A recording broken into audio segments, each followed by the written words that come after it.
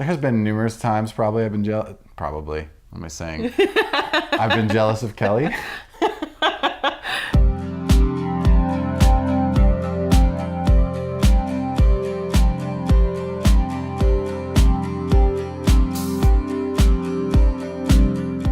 We're both entrepreneurs. We're working on our businesses, and I'm seeing her do all this work, be out creating workshops and doing her newsletter and connecting to a bunch of people. And I find I was quite jealous of this. She's getting all this interactions of people who are like liking her posts and showing up to her workshops. And I kept thinking, I want to do that. I want to do that.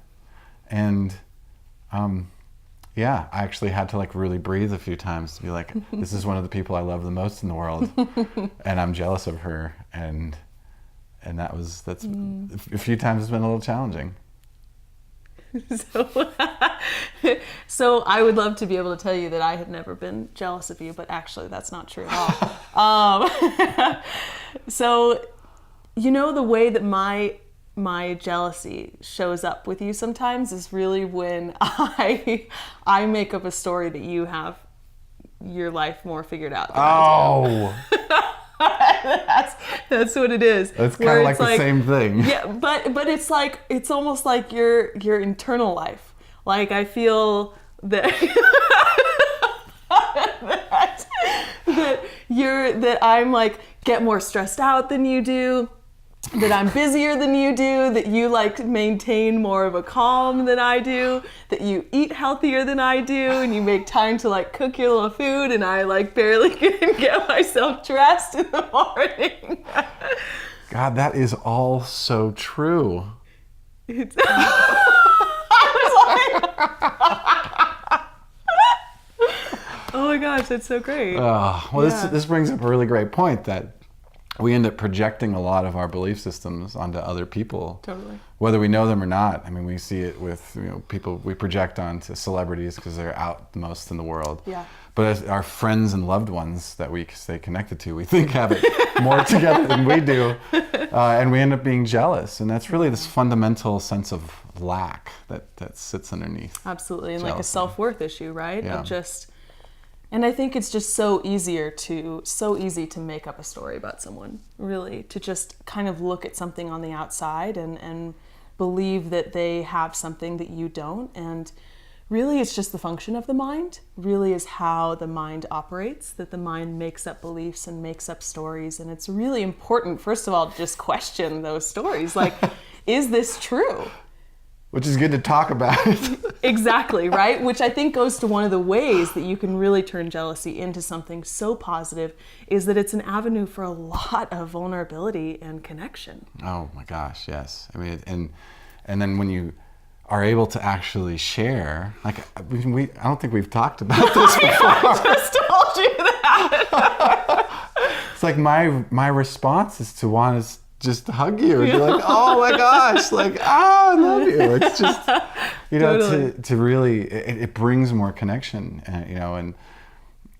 but it is about getting out of those belief systems, that they have something I don't, which is really another fundamental piece of jealousy, is this idea that someone has something I want, but I can't have somehow. And then the really nasty form of jealousy is trying to sabotage the other person. Right? Yeah. Or I'd be like, Chris, I made you some brownies. Why don't you just eat all of them right now?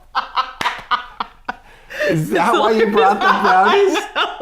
No. I ate like a fifth of the brownies she made for New Year's. We're going off track.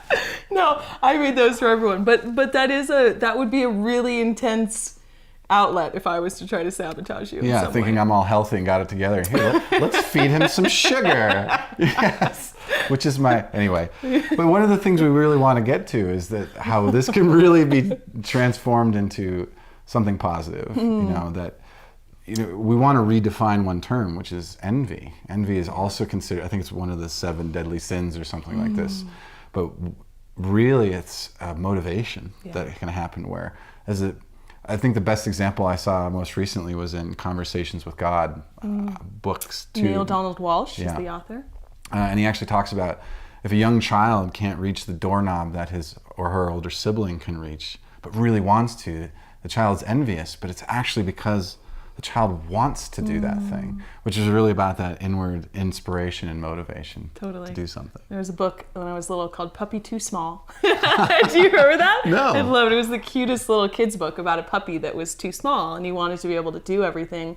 And it's so much about a willingness to accept yourself where you are, to know that you're still growing, right? Yeah, yeah. And even if you want a thing, you just keep working at it, really. Yeah. And it's, taking responsibility that I'm not living Kelley's life. Yeah. She's done a ton of great work on her business, and I got to walk that walk too. Yeah. And it's really changing that instead of trying to sabotage by feeding her some sugar or whatever it is, that it's really taking on that, like, she's actually leading by example, and then I actually get to be open and honest and ask for help from someone who is actually leading in front of me. Yeah. And I feel like it's a way to appreciate others too. I know that when I'm envious of someone who's accomplished something that I don't feel I've accomplished yet, there's a way in which it can be this flow of love and gratitude for who they are in the world and what they're offering in the world, and to really turn that into something that's so beautiful and so beneficial. And then to, like you say, just use that as a powerful inspiration and motivation to say, wow, like, you've done this thing and I want to do that too. And I'm really going to stand in my own power and ask for help and have faith in myself and work really hard and persevere to create whatever it is I want to create. And it's really great to have people around you who are going to help celebrate that with you. Yes. All the steps that we each make, that you actually have a supportive team, Yeah. and I even get goosebumps when I say that, because she and I are able to share that Yeah. together. We both celebrate each other's little victories and creations that are along the way. Yeah. And I think there's a way to be playful with this, right? Just like we're kind of being, that it's okay to talk about envy and jealousy and know that it's a natural part. It's a natural emotion, like all these emotions that we're talking about. And when it's really expressed in healthy ways, it can be something that just adds to life and its richness. Got to move these emotions. Got to keep them moving. Absolutely. Yeah. Yeah, envy. Thanks so much for watching today. I'm Kelley. And I'm Chris. And if this video brought up anything for you that you would like to explore or get additional support around, both Chris and I offer private one-on-one coaching, and we would love to dive deeper with you. Our website information is below. And please subscribe. Kelley and I do videos regularly, covering a huge range of topics around emotions and exploring emotions. And please share it with your friends and family that you know are needing help. We'd love to help. And please reach out to us and contact us with your questions. We'd love to dive in deep with you.